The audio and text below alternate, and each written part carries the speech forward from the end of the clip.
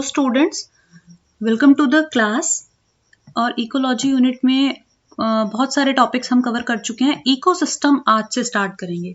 Ecosystem का concept क्या है पहले उसके बारे में समझेंगे और उसके बाद इकोसिस्टम स्ट्रक्चर, फंक्शन और फिर नेक्स्ट जो है इकोलॉजिकल सक्सेशन हो गया, पिरामिड्स हो गए, उन सब चीज़ों के बारे में थोड़ा थोड़ा पढ़ेंगे।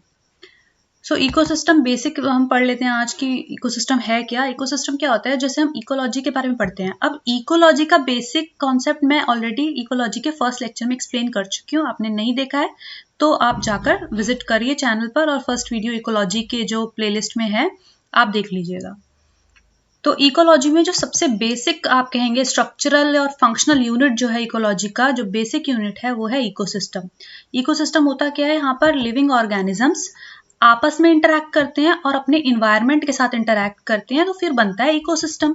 और वही इकोसिस्टम है, सपोज वही है जिसके इकोलॉजी में हम जिसे पढ़ते हैं, आप ये समझिए इकोलॉजी में हम जिसे पढ़ रहे हैं, जो इकोलॉजी का एक बेसिक यूनिट है, बेसिक फंक्शनल यूनिट है, वो इकोसिस्टम है जिसमें लिविंग ऑर्गेनिजम्स आपस में इंटरैक्ट करते हैं और अपने इन्वायरमेंट के साथ इंटरैक्ट करते हैं। इकोसिस्टम टर्म किसने दिया था? इकोसिस्टम जो टर्म है ये दिया था A.G. टेंसले ने 1935 में।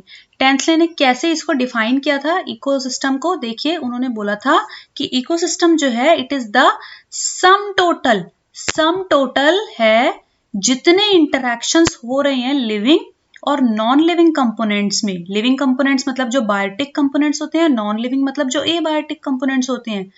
इनके अंदर आपस में जितना इंटरैक्शन चल रहा है उसका सम टोटल बोला था कि इकोसिस्टम होता है। मतलब इकोसिस्टम है क्या? आप ये नहीं कह सकते कि ये चीज, मतलब इकोसिस्टम को आप ऐसे एक पर्टिकुलर चीज से डिफाइन नहीं कर सकते।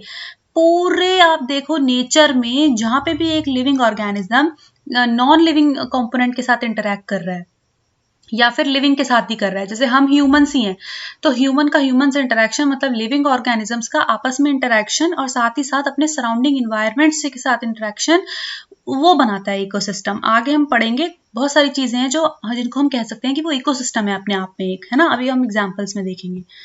अब इकोसिस्टम को कुछ अदर साइंटिस्ट ने कुछ अदर नेम से बताया था, है ना।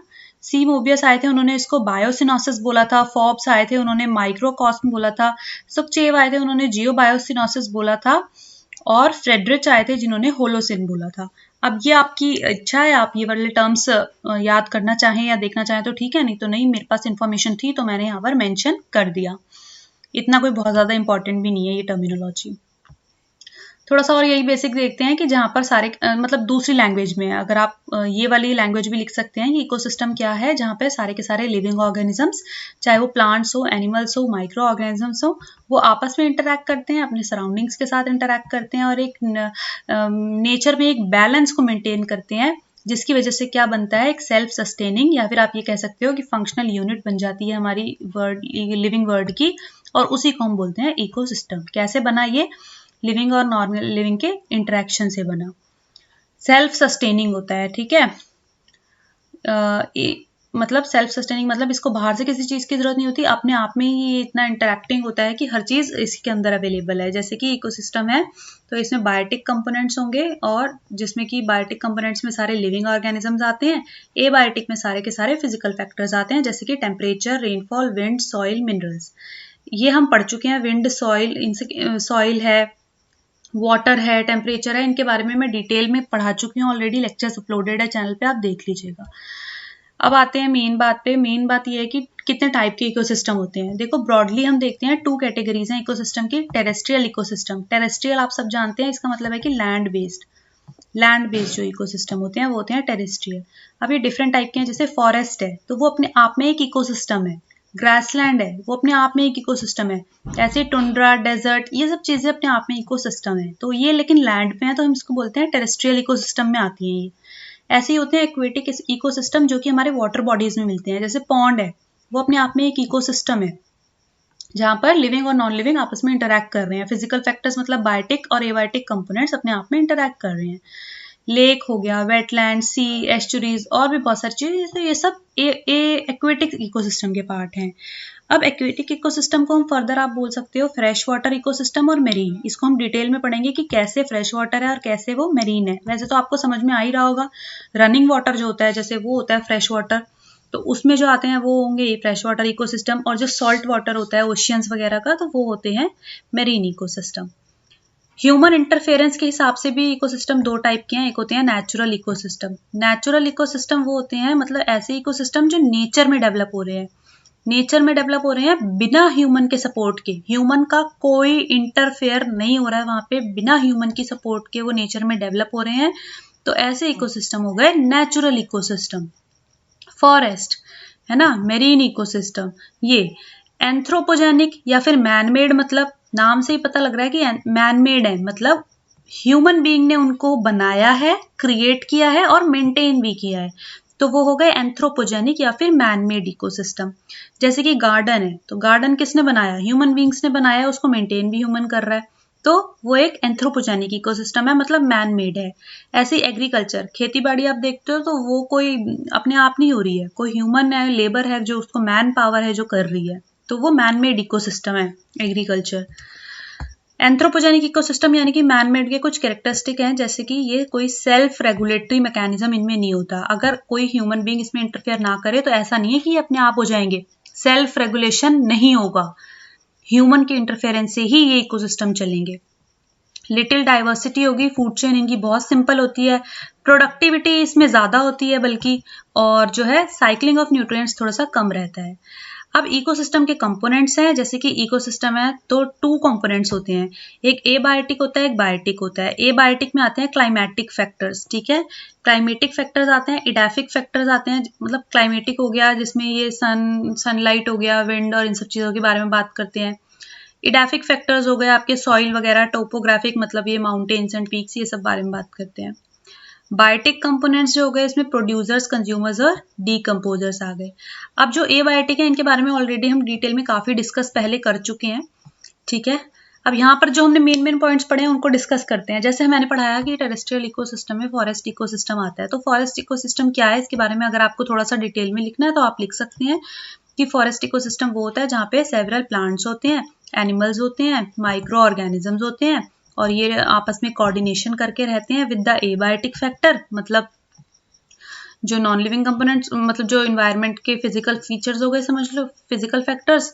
और फॉरेस्ट क्या करते हैं, टेम्परेचर को मेंटेन करते हैं और मेजर कार्बन सिंक है, तो ये तो फैक्ट है कि वो टेम्परेचर मेजर को मेंटेन करते हैं। देखो जैसे जैसे डिफॉरेस्टेशन हो रहा है, पेड़ कट रहे हैं, फॉरेस्ट हट रहे हैं, फॉरेस्ट कम होते जा रहे हैं, तो वैसे वैसे टेम्परेचर में क्या आ रहा है, बहुत ज्यादा फ्लक्चुएशंस आ रही है ना, ग्लेशियर्स मेल्ट हो रहे हैं, ग्लोबल वार्मिंग हो रही है, तो कितना टेम्परेचर जो है उथल पुथल हो गया फॉरेस्ट के जाने से। तो फॉरेस्ट क्या करते हैं कि अर्थ के टेम्परेचर को मेंटेन करते हैं, मेजर कार्बन सिंक होते हैं, कार्बन अपने अंदर समा लेते हैं समझ लो, तभी तो CO2 कंटेंट बढ़ता जा रहा है जब ट्रीज कम होते जा रहे हैं। तो ग्रासलैंड इकोसिस्टम जो है उसमें क्या होता है कि मेन वेजिटेशन, तो आपको नाम से ही पता लग रहा है जब ग्रासलैंड है तो मेन तो उसमें ग्रासेस होंगे, हर्ब्स होंगी, ठीक है। और ग्रासलैंड ये कितने टाइप के होते हैं, टेम्परेट हो गया, सावना हो गया, they are some of the grassland ecosystem के एग्जांपल्स, जहाँ पे मेनली ग्रासेस आपस में मतलब हैं और वो फिजिकल फैक्टर से मिलकर अपने आप में एक इकोसिस्टम फॉर्म कर रही हैं। टुंड्रा इकोसिस्टम जो होते हैं इसमें ट्रीज नहीं होते, they are devoid of trees. अब ट्रीज नहीं होते तो फिर और यहाँ पर जो है कौन से रीजन में हम कहेंगे कि टुंड्रा इकोसिस्टम है, जहाँ पर कोल्ड क्लाइमेट है बहुत ज्यादा, या फिर जहाँ पर रेनफॉल जो है बहुत ही कम है, रेनफॉल बहुत कम है। कोल्ड क्लाइमेट, कोल्ड मतलब कितना कोल्ड कि वो पूरा का पूरा स्नो से कवर रह रहा है पूरे साल समझ लो, ज्यादातर time, most of the year वो स्नो से कवर्ड रह रहा है वो एरिया। और वो इकोसिस्टम जो है आर्कटिक या माउंटेन्स के बिल्कुल टॉप पे मिलेगा, टुंड्रा टाइप का इकोसिस्टम। टुंड्रा टाइप का इकोसिस्टम कैसा है, जहाँ पे ट्रीज नहीं है, सिर्फ आप माउंटेन्स है और वो भी स्नो से कवर्ड है समझ लीजिए, या फिर कोल्ड क्लाइमेट है, everything is covered with the snow. Desert ecosystem जो होता है, डेजर्ट इकोसिस्टम जो होता है थ्रू आउट द वर्ल्ड, ठीक है, थ्रू आउट द वर्ल्ड आपको मिल सकता है, मतलब ये कैसा इकोसिस्टम होगा जहाँ पे उस रीजन में होगा जहाँ पे रेनफॉल एक तो बहुत कम है, लिटिल रेनफॉल, दिन जो है ज्यादा गर्म है, वार्म है, डेज आर हॉट, और नाइट्स जो है वो कोल्ड है, ठीक है। तो ये इस टाइप के होते हैं डेजर्ट इकोसिस्टम। अब एक्वेटिक में फ्रेश वाटर जो होते हैं, फ्रेश वाटर मतलब एक्वेटिक इकोसिस्टम जिसमें कि आते हैं लेक्स, पॉन्ड्स और रिवर्स और स्ट्रीम्स, जहाँ पे वाटर कंटेंट जो होता है मेनली आप कह सकते हैं कि उसमें सॉल्ट कंटेंट नहीं है। अगर आप मेरीन इकोसिस्टम से इसको कंपेयर करो तो आप क्या डिफरेंस बताओगे कि मेरीन में तो सॉल्ट कंटेंट होता है लेकिन फ्रेश वाटर में सॉल्ट कंटेंट नहीं होता है, मेनली फ्लोइंग वाटर समझ लीजिए आप ना, फ्रेश वाटर। मेरीन इकोसिस्टम जो आते हैं इसमें आते हैं इसमें कोई पॉन्ड्स, लेक्स या रिवर्स नहीं आएंगे, बल्कि इसमें आएंगे सी और ओशियन। ठीक है, दूसरी चीज क्या है कि सॉल्ट कंटेंट ज्यादा होगा पानी में, और तीसरी चीज क्या है, in comparison to fresh water यहाँ पे बायोडाइवर्सिटी ज्यादा होगी। ठीक है, मेरीन में।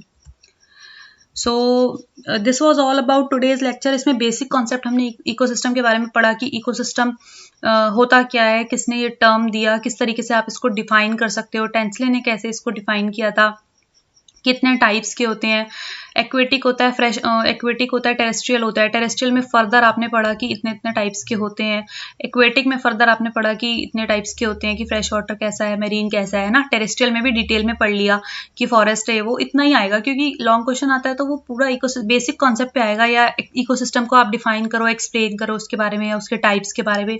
तो छोटे छोटे छोटे पॉइंट्स करके इतना इनफ हो जाएगा मैटर। नोट्स आप कॉपी डाउन कर लीजिएगा। और इकोसिस्टम का बेसिक कॉन्सेप्ट था आज ये, और नेक्स्ट लेक्चर में हम पढ़ेंगे इकोसिस्टम के स्ट्रक्चर के बारे में। ठीक है, so stay tuned with the classes. और बाकी के आपने अभी अगर नहीं देखे हैं लेक्चर्स इकोलॉजी के, तो स्टार्टिंग से हमने बेसिक से स्टार्ट किया था। सारे लेक्चर्स अपलोडेड हैं चैनल पे, और नोट्स भी हैं उसमें, तो आप देख सकते हैं। Thank you so much for today's class. मिलते हैं नेक्स्ट क्लास में।